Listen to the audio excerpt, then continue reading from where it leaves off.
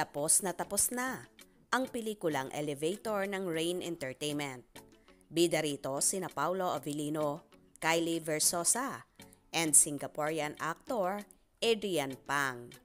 At 90% ng eksena, kinunan sa Singapore.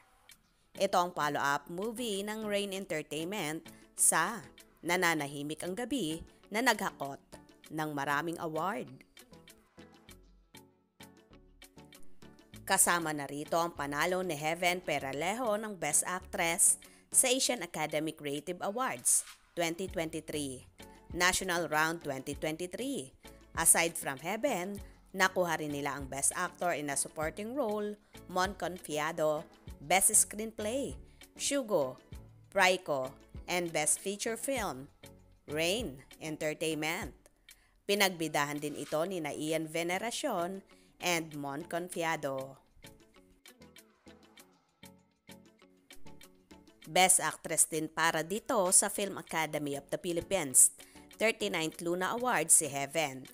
Anyway, gaano ka-sexy si Kylie sa Elevator? Masusurprise kayo na hindi masyadong sexy si Kylie. Sabi ko nga kanina, there's no need to force sexuality out of Kylie. Kasi, naturally, it owns out of her. Hindi naman risky yung movie. Nothing bomba or anything like that. Baka nga people will be surprised of how she is here.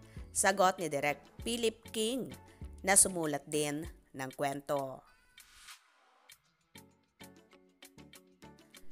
Actually, dagdag ni Direk Philip, ibang Kylie ang mapapanood dito.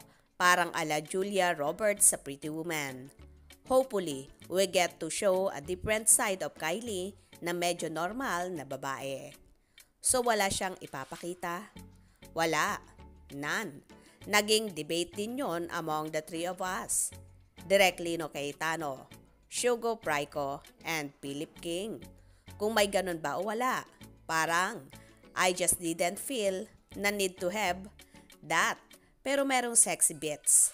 Pero walang ganon, paliwanag pa ng director. Pinuri rin ni Direk Philip si Paulo dahil super professional ito at tinulungan sila sa ibang eksena. May sinasabi siya na pwede bang gawin ganito. Nagulat kami na parang ganon si Paulo. Parang we saw a different layer into the character na brought in. Ang tagal din daw sinulat ni Direk Philip ang istorya ng Elevator. I've been writing this for mga 5 months siguro or 6 months. So, syempre, naumay na. I mean, naririnig mo yung sarili mo pero hearing him say it. May sense pala. I mean, glitch pero nabibigyan niya talaga ng buhay yung mga salita. Yung ano.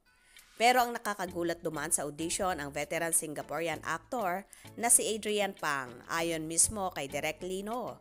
Gaano kayo katagal sa Singapore? All in all, 10 days.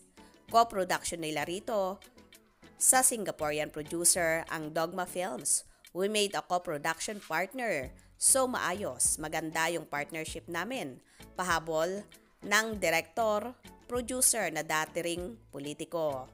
Aside from Singaporean team, co-producer, co-prod din nila ang Viva Communications at Sinico. Well, ibang-ibang Kylie Versosa nga ang makikita sa Elevator at talaga namang hindi nagpakadering at nagpakasexy sa kanyang kapartner na si Paolo Avellino.